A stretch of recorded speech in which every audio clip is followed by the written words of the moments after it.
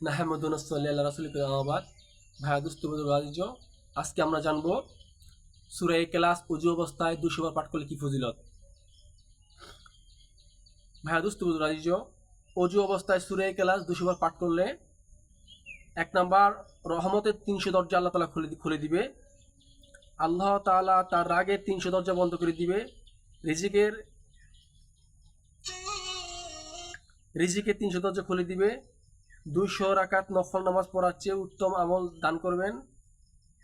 66 বার কোরআন খতম করার নেকি দান করবেন। আল্লাহ তাআলা তাকে জ্ঞান, ধৈর্য, বুঝ বাড়িয়ে দিবেন। জান্নাতের মধ্যে 20টি মহল দেবেন, যেখানে ইয়াকু, মারজান, জমজম দিয়ে তৈরি প্রতিটি মহল থাকবে, এবং গায়বী রিজিক বাড়িয়ে দিবেন।